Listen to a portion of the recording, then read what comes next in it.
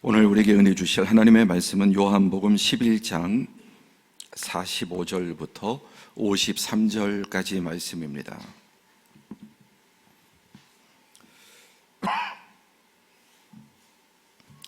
요한복음 11장 45절부터 53절 말씀.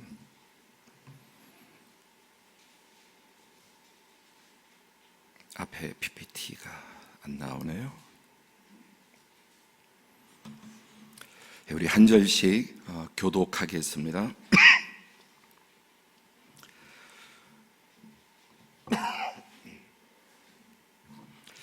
마리아에게 와서 예수께서 하신 일을 본 많은 유대인이 그를 믿었으나 그 중에 어떤 자는 바리새인들에게 가서 예수께 하신 일을 알리니라. 이에 대제사장들과 바리새인들이 공회를 모으고 이르되 이 사람이 많은 표적을 행하니 우리가 어떻게 하겠느냐.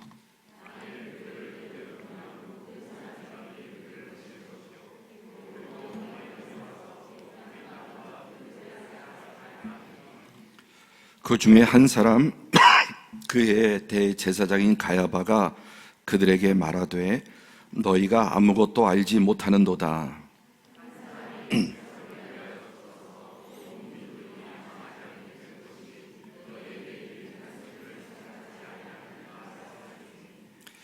이 말은 스스로 함이 아니요 그의 대제사장이므로 예수께서 그 민족을 위하시고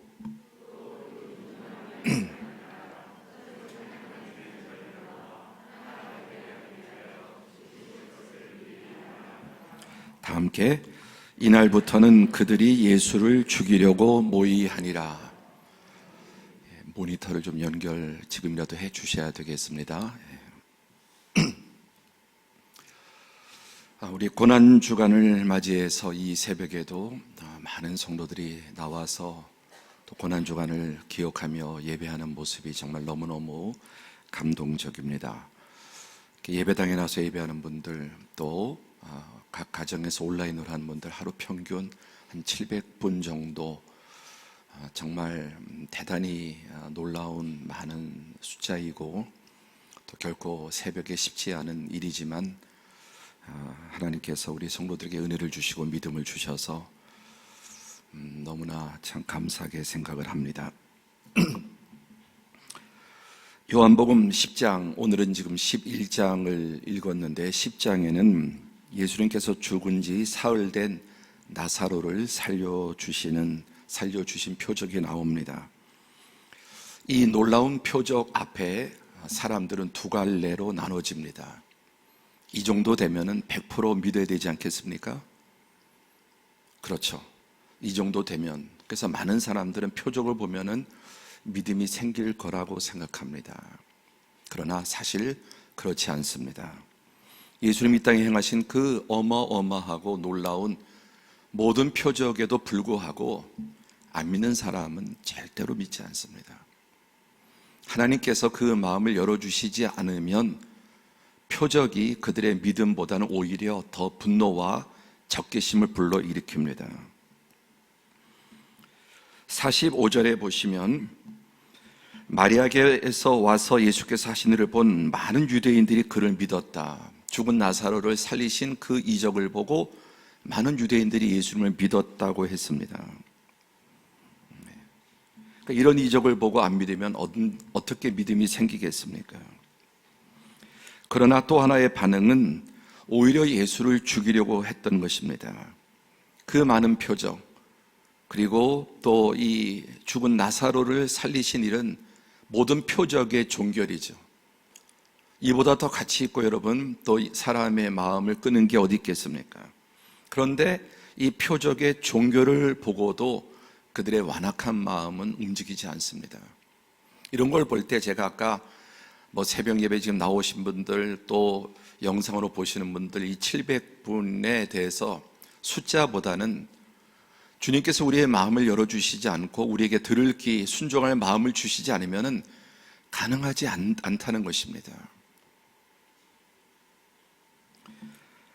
46절에 보면은 그 중에 어떤 자는 바리새인들에게 가서 예수께서 하신 일을 알리니라. 이것을 고자질하고 보고하는 사람들이 있습니다. 자, 어떻게 반응합니까? 47절 시작. 이에 대제사장들과 바리새인들이 공회를 모으고 이르되 이 사람이 많은 표적을 행하니 우리가 어떻게 하겠느냐. 예수님의 표적은 베다니에서 일어났죠. 근데 첫째 날 말씀드린 것처럼 예루살렘까지 3km 남짓밖에 안 됩니다. 그러니까 즉각적으로 그 수뇌부에게 대제사장 또 사두개인들 바리새인들에게 전달이 된 것입니다. 비상이 걸렸습니다. 그리고 회의가 소집됐는데 이 회의는 사단의 회라고 할 수 있습니다. 이 산헤드린이라고 하는 이 회는 모여 앉는다 그런 뜻입니다. 유대교 법에 의해서 세워진 69명의 종교 지도자, 사회 지도자, 또 정치 지도자, 지금으로 말하면 국회와 같은 것인데 그 이상으로 입법, 사법, 행정까지 3권을 다 가진 것이 바로 이 산헤드린입니다. 의장은 대제사장으로서 이제 거기는 두 파로 나눠져 있는데 제사장 집단인 사두개파 제사장 집단이고 그 다음에 바리새파가 있습니다. 이들은 제사장파는 성전을 맡은 자들이고 또 바리새파는 성경을 맡은 사람입니다. 성전과 성경을 맡은 사람들이 사회 권력도 맡고 있습니다.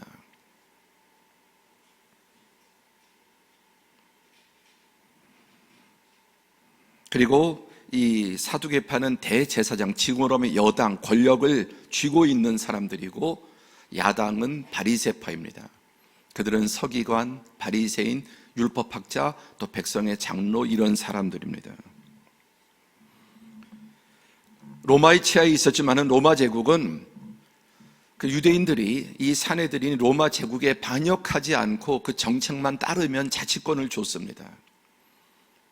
그래서 판결도 사형을 제외한 모든 형을 다 이렇게 집행할 수 있었습니다. 사형만 제외하면.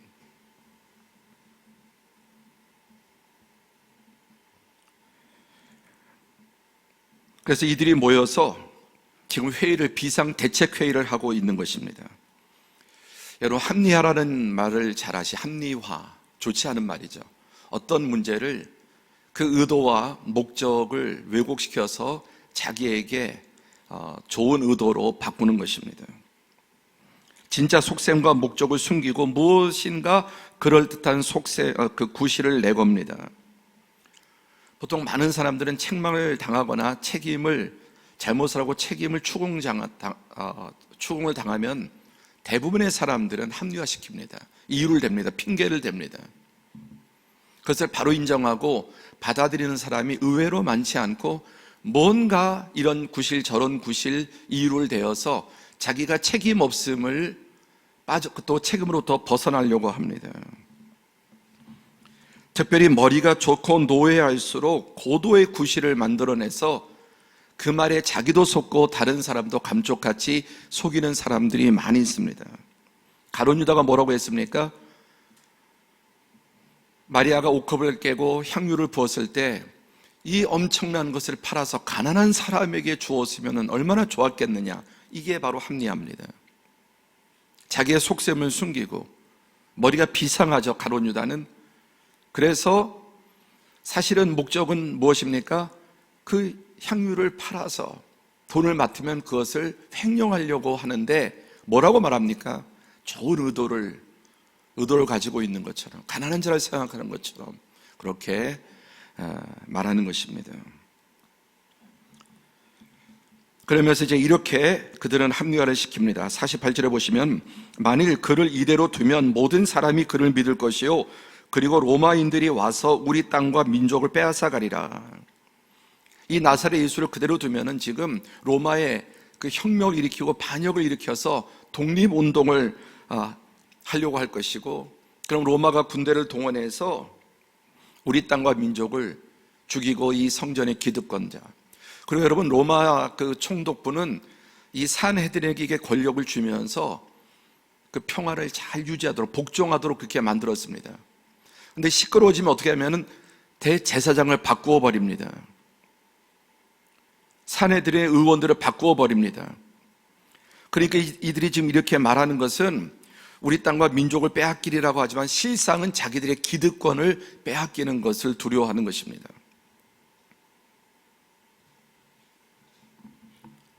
예수 그리스도를 이 반란자, 로마의 반역자로 만드는 것이죠. 자기 권력을 위해서. 그러면서 50절에 이렇게 말씀, 시작.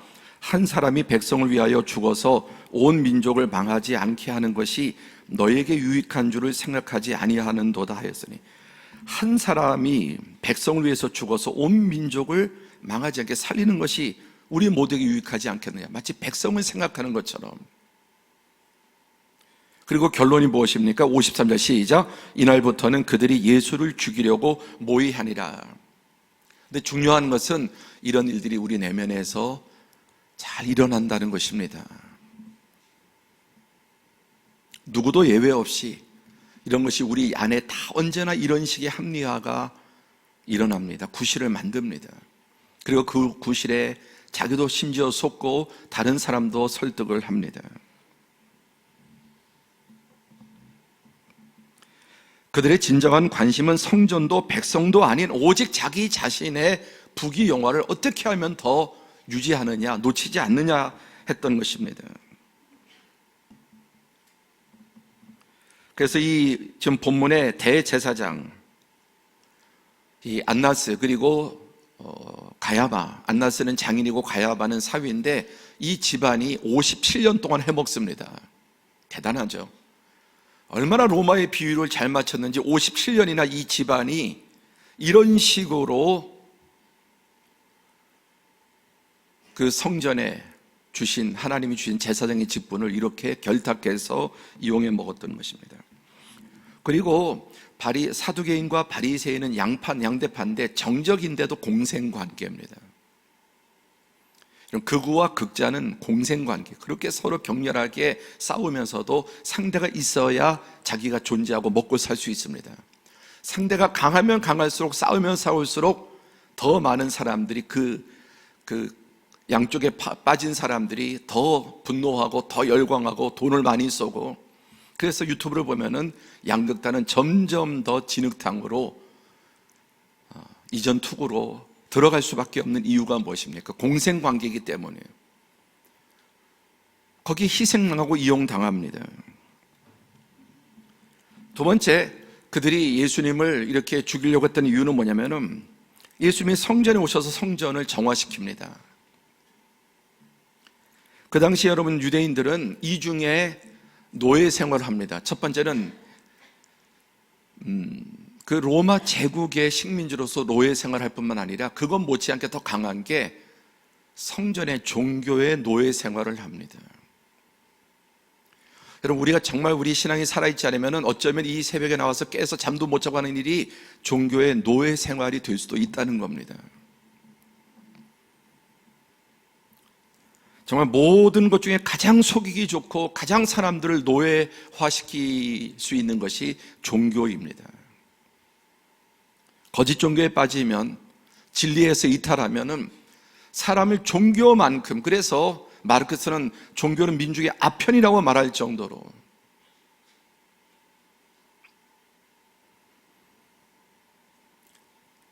로마 제국의 식민지 생활하는 것은 이 세상에서 어쩔 수 없다 할지라도 진리가 자유케 해야 되는데 그들은 거기에다가 플러스 알파로 오히려 로마 제국에 뜯기는 것보다 삭개오에게 뜯기는 것보다 이 성전에 뜯기는 게 더 많았습니다.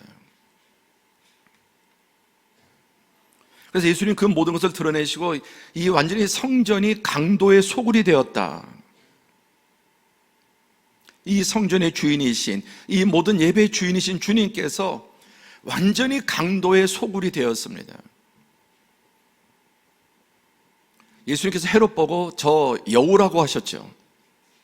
그런데 이들을 향해서는 독사의 자식들아 라고 말씀합니다. 그 이상 더 큰 욕은 없습니다. 그래서 그들의 정체를 드러내고 진정한 율법의 의미가 무엇인지를 드러내고 율법을 이용해서 삭개오처럼 그들은 착복을 하는데 예수께서 그 모든 것을 다 드러내신 것입니다.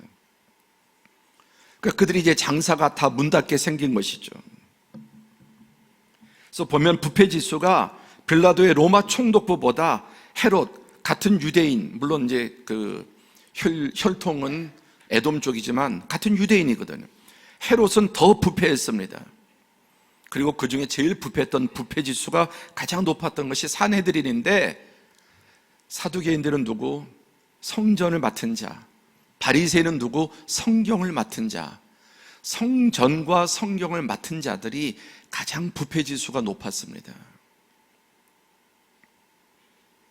그러니까 너무나 부끄러운 일이지만 역사 속에서 계속해서 보여주는 것입니다.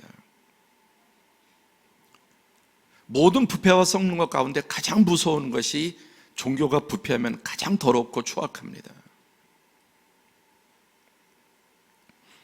그래서 예수님께서 마태복음 23장 27절 33절에 화 있을진저 외식하는 서기관들과 바리새인들이 회칠한 무덤이요, 성경에서 저주를 이렇게 많이 쏟아부은 거 7번이나 완전 소대 화 있을진저를 예수님께서 이들 향해서 7번이나 말씀하세요.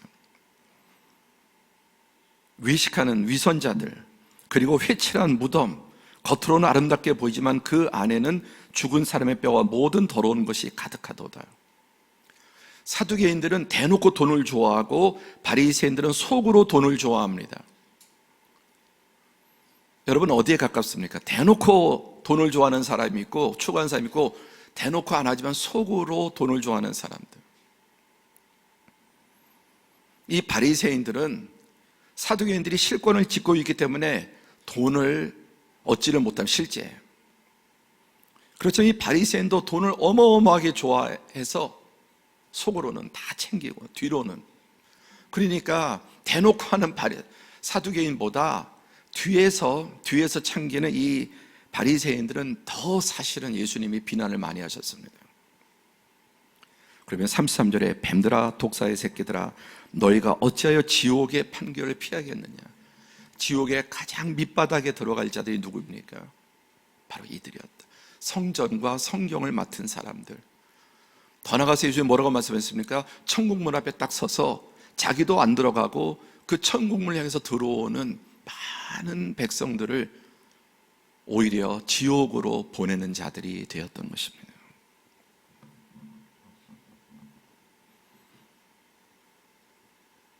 역사상 이런 모든 것을 통틀어서 요한계시록 3장 9절 시작.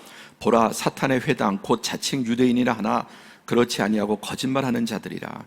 보라 사탄의 회당 사내들인 사단의 집단이는 자칭 유대인이라 하고 거룩한 공의회라고 합니다.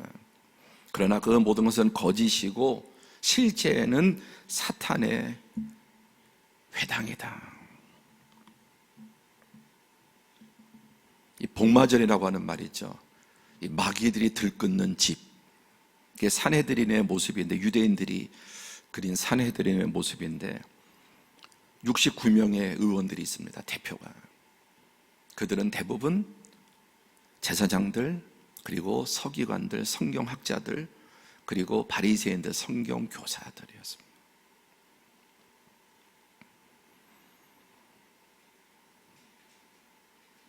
그들은 이 율법에, 이 신앙에 희생하는 자들이 아니라 기생하는 자들이었습니다.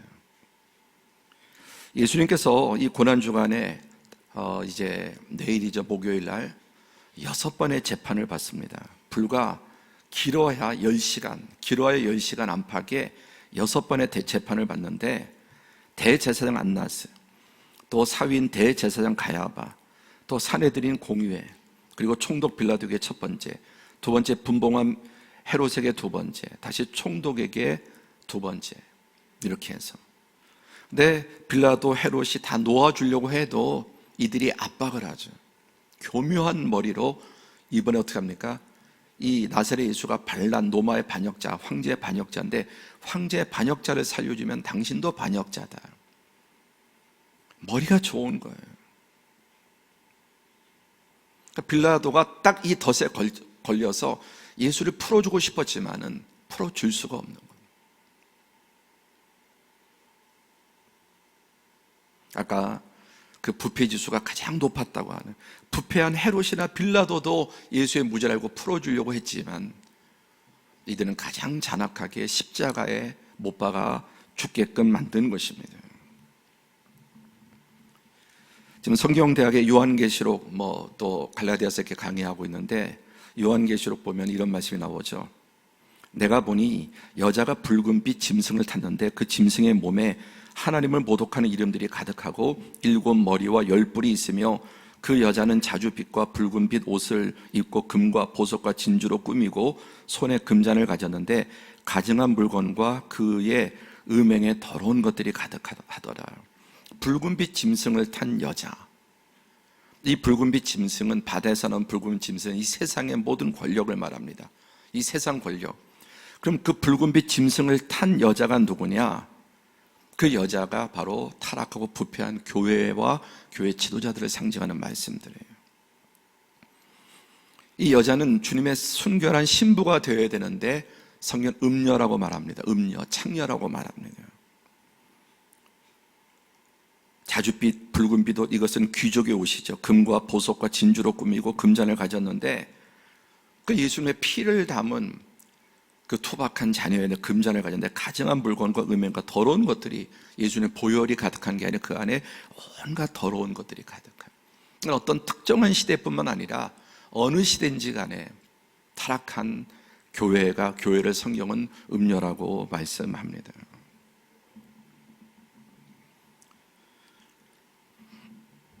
바로 교회가 세상 권력과 결탁한 모습, 또 주님의 신부인 우리가 세상의 권력과 결탁한 걸 음녀라고 하는, 하나님보다 돈을 더 사랑하고 하나님보다 세상의 성공, 신앙도 그 목적이 뭐다? 정말 예수님을 닮는 게, 한 번도 그런 목표를 제대로 세워본 적이 없어요. 우리도 여러 가지 이런저런 구실들을 그럴듯하게 합리화를 하지만 그 밑바닥에 보면은 어쩌면 사두개인처럼 노골적으로 세상 사람들은 대놓고 돈을 좋아하고 권력을 좋아한다면은, 그리스도인들은 들은 말씀이 있으니까 그렇게 표하지 않고 다 숨기고 속으로 뒤로, 결국 우리의 신앙의 목적이 이 세상의 부귀, 영화, 성공, 잘 먹고 잘 사는 것, 이런 것에 여러분 있지 않습니까? 그것이 바로 음녀다, 신부가 아니라.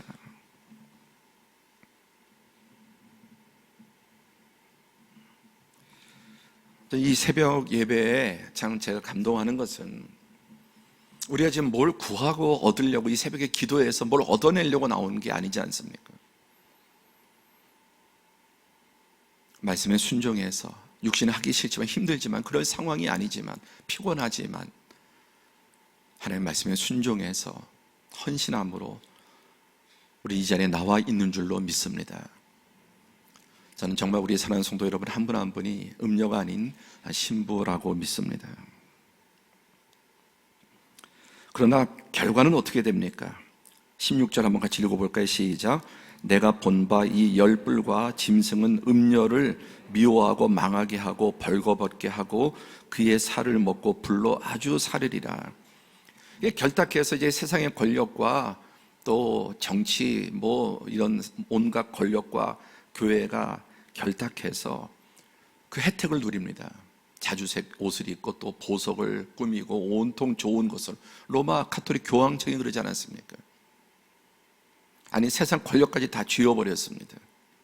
그런데 결국 어떻게 되냐면은 이 짐승에게 버림받아서, 붉은빛 짐승에게 버림받아서 음녀를 미워하여 망하게 하고 그가 입었던, 그에게 주었던 옷들을 다 벌거벗고 다 빼앗고 그의 살을 먹고 불로 살라버릴 것이다. 결국 세상과 결탁한 여러분 교회나 그리스도인의 모습은 이러한 결과를 실컷 결국 이용해 먹고 다 빼앗기고 버림당하게 된다는 것입니다. 그런데 이 사내들인 가운데 여러분 예외가 있었습니다. 예외. 구약 성경에 보면 남은 자라고 하는 개념이 아주 중요합니다. 언제나 예외가 있다. 마태복음 27장, 마가복음 15장, 누가복음 23장에 이렇게 종합해서 아리마대 요셉이라고 하는 사람이 나옵니다. 아리마대, 이 사람을 이 사복음서에서 좀 이렇게 그 내용을 요약해서 이렇게 하나로 만들었습니다. 어떤 사람입니까? 저물었을 때 아리마레의 부자 요셉이라는 사람이 왔으니 그도 예수님의 제자라. 요셉은 유대인의 동네 아리마대 사람이요 존경받는 공회원이요 하나님의 나라를 기다리는 자라. 그는 그들의 결의와 행사에 찬성하지 아니한 자라. 그가 와서 당돌이 빌라도에게 들어가 예수의 시체를 달라 하여 자기를 위해 준비한 무덤에 예수를 장사 지내더라. 이 산헤드린 69명의 의원 가운데 이 사람은 부자이고 존경받는 공회원이고 또 출세도 했습니다. 최고의 지위에 오르고 돈도 많고 존경도 받습니다. 이 세 가지는 다 가지기가 대단히 어렵습니다. 그렇죠. 동시에 세 가지를 다 가지기 어렵습니다. 부자, 좋은 신앙, 참 이 병행하기 쉽지 않습니다. 권력과 좋은 신앙 병행하기 대단히 어렵습니다. 그래서 예수님은 얼마나 어려워요. 부자가 천국에 들어가기가 낙타가 바늘귀에 들어간 것보다 더 어렵다. 권력을 가진 자도 마찬가지고 지식을 가진 자도 마찬가지. 그런데 이 아리마대 사람 요셉은 부자의 또 존귀한 또 출세한 사람이요 그리고 백성들의 진짜 존경을 받습니다. 위선으로가 아니라. 그리고 하나님의 나라를 기다리는 자. 이 세상 나라가 아니라 하나님의 나라. 그러니까 이 바리새인들, 사두개인, 대부분의 산헤드린 의원들은 성전과 성경을 잡고 있어도 이 땅의 나라에 다 매여 있는 겁니다. 이 땅의 나라. 그렇지만 이 아리마대 부자 요셉은 이 모든 것을 가지고 있으면서도 함께하죠. 하나님의 나라를 기다리는 자. 우리 서울운영교회에 이런 아리마대 요셉 같은 분들이 많기를 축복합니다. 근데 많기 쉽지 않습니다. 절대로 쉽지 않아요. 예수님의 말씀이에요. 그럼에도 불구하고 우리 교회와 우리 젊은이들, 성도들 가운데 이런 아리마대 사람같이 아리마대 요셉과 같이 부자면서도 높이 출세하고 그리고 존경받는 진정한 하나님의 사람 있기를 바랍니다. 왜? 그러면 그럴수록 선한 영향력을 크게 미칠 수 있어요. 돈이 많을수록 여러분 선한 영향력이 무지막지합니다. 권력이 많을수록 선한 영향, 바로만 쓰면 무엇인지 바로만 쓰면 어마어마한 선한 영향력을 가질 수 있습니다. 그래서 이 상황에서 지금 나서는 것은 이 모든 것을 한순간에 다 빼앗길 수 있는 상황에도 불구하고 그는 그들의 결의와 행사에 찬성하지 아니한 자. 딱 두 표가 부결됐다. 두 표. 아리마대 사람 요셉하고 니고데모 두 사람. 이 두 사람이 예수님을 장사합니다. 아리마대 요셉은 예수님 자기의 무덤에 예수님을 장사 지내게 하고 또 니고데모는 처음에 예수님 왔을 때는 그냥 돌아갔지만은 결국 돌이켜서 예수님의 제자가 되죠.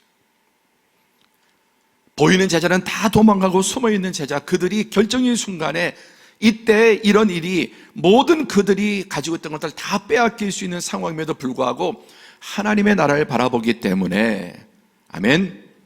그러니까 세상 나라를 바라보느냐 하나님의 나라를 바라보느냐 하는 거예요. 우리 사업하는 분들 구실이 아니라 정말로 하나님의 나라를 위해서 정말 이 세상에 어떤 좀 권력이나 이런 정치 이런 것을 하고자 하면 구실이 아니라 정말 하나님의 나라를 위해서 정말 선한 영향력을 위해서 그건 결정적인 순간에 보면 아는 거예요. 그들이 다 예수를 죽이고자 하는 69표 가운데 67표가 찬성을 했는데 이 두 표가 반란표가 나왔습니다. 그리고 또 빌라도에게 가서 로마의 반역자의 괴수로 처형을 당했는데 그 시체를 달라 장사하겠다.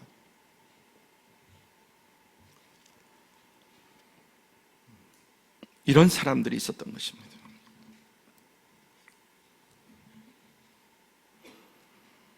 이 명화의 두 명, 저 예수의 머리 쪽에가 아리마대 요셉이고 발을 붙잡고 있는 사람이 니고데모.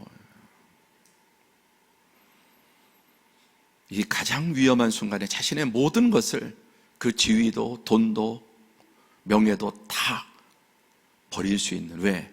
하나님의 나라 함께하자. 하나님의 나라. 하나님의 나라를 바라보지 않으면 이 세상에 종교도 뭐든 썩을 수밖에 없고 종교가 제일 더럽게 됩니다. 그리스도도 마찬가지예요.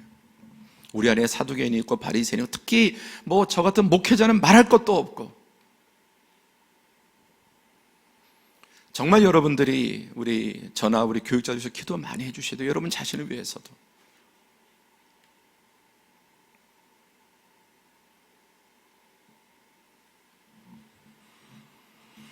오늘 본문에 가야바가 거짓말을 합니다. 그 중에 한 사람, 그의 대제사장인 가야바가 그들에게 말하되 너희가 아무것도 알지 못하는도다. 한 사람이 백성을 위하여 죽어서 온 민족을 망하지 않게 되는 것이 너희에게 유익한 줄 생각하지 아니하느냐. 기가 막힌 아주 노회한 이 정치꾼의 이 구실이죠. 이리 들어가면은 반란 일어나고 로마가 우리 사랑하는 백성들 다 죽인다. 이 교회도 다 무너진다. 선동을 합니다. 선동 당합니다. 이 사람을 죽여서 모든 백성을 지켜야 되고 이 성전을 지켜야 된다고 그렇게 말합니다. 이것은 율법의 최종 모습이 바로 산헤드린이에요. 구약의 마지막 최종 결론이 산헤드린입니다. 율법으로 구원받지 못합니다. 결국 여러분 어떤 종교든 어떤 개혁이든 결국 끝은 가면 다 부패하게 돼 있어요. 반드시 끝은, 인간의 끝은 그게 무엇이든지, 그 산헤드린은 성전과 성경을 맡은 자라고 하지 않았습니까? 그 구약의 마지막 끝이 무엇인가를 적나라하게 보여주는 것입니다. 하나님의 아들 예수 메시아를 그렇게 거짓으로 잡아 십자가에 죽이는 것이 여러분 율법의 그릇된 결론입니다.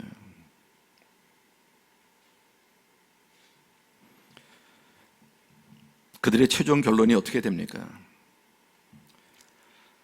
오늘 이 한 사람을 죽이는 그 6월절에, 이것은 대속죄일에 이 하나님이 정하신 율법의 가장 큰 절기입니다. 1년 중에 가장 큰 절기로 이스라엘 민족 전체의 모든 죄가 완전히 사해지는 날인데, 이때 염소 2마리를, 평상시에 염소를 쓰지 않는데 염소 2마리를 가져와서 한 마리는 안수해서 그 이스라엘 죄를 다 거기다 전가시키고 그 다음에 하나님께 제물로, 번제물로 드립니다. 또 한 마리는 이렇게 대제사장에 안수하면서 우리 민족의 지난 1년 동안 지었던 모든 죄를 다 이 염소에게, 아사셀이라고, 염소에게 다 전가하오니 우리의 죄를 대신 받아 주옵소서. 그리고 안수하고 광야로 가서 광야에 풀어줍니다. 그럼 뭐 맹수에 죽든지 뭐 광야에서 목말라 죽든지 광야에서 방황하다 죽게 됩니다. 한 사람을 죽여서 모두를 살리는 이 아사셀 염소를 말하는 것입니다. 이 말은 구실로 했지만은 하나님의 말씀을, 성경을 잘 아니까 그 성경을 인용해서 이렇게 말했지만, 그에게는 이것이 구실이었지만은 하나님의 진리가 그 안에 들어있던 것입니다. 이들의 회의의 결과, 모두가 한 회의의 결과는 결국 어떻게 됩니까? 하나님의 아들을 거짓으로 잡아 죽였지만은, 그러나 여기에 놀라운 하나님의 비밀이 있습니다. 그리고 결국 이들은 돌 위에 돌 하나도 남지 않고 다 무너집니다. 이 산헤드린, 예루살렘 성전 다 로마에 의해서 완전히 파괴되고 불타게 되고, 그리고 이 성전은 2000년이 지난 지금까지도 이렇게 완전히 폐허로서 다시 회복되지 못하고 있습니다. 말씀을 맺습니다. 가야바의 증언, 시작. 이 말은 스스로 함이 아니요 그 해의 대제사장이므로 예수께서 그 민족을 위하시고 또 그 민족만 위할 뿐 아니라 흩어진 하나님의 자녀를 모아 하나가 되게 하기 위하여 죽으실 것을 미리 말함이라. 그는 자기 구실로 했지만은 하나님은 이 가야바의, 그리고 산헤드린의 이 악한 모의조차도 하나님이 통제하시고 사용하십니다. 그는 실제로 그 해 대제사장으로서, 어쨌든 그 해의 대제사장으로서 구실로 말했지만 하나님은 그를 대제사장으로서 마지막 구약의 제물로 완전한 영원한 제물이신 예수 그리스도의 대속의 죽음을 인정하는 선포를 하게 되었던 것입니다.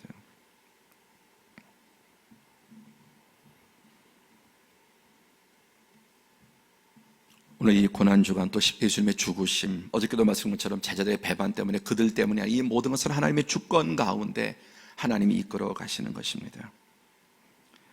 진정한 하나님의 선지자 세례 요한은 예수님은 세상 죄를 지고는 하나님의 어린 양이라고 말씀하셨는데, 이 증언은 이 부패하고 완전히 타락의 끝장인 가야바를 통해서도 이 증언은 함께 주어졌던 것입니다. 하나님은 이 세상의 악과 다른 사람들의 그 어떤 계략과 모략과 술수 가운데서도 하나님의 뜻은 여러분 반드시 이루어지는 것을 믿으시기 바랍니다. 그래서 바울 사도는 이렇게 참 고백합니다. 다 함께 봉독합니다. 시작. 깊도다 하나님의 지혜와 지식의 풍성함이요 그의 판단은 헤아리지 못할 것이며 그의 길은 찾지 못할 것이로다. 아멘. 기도하겠습니다.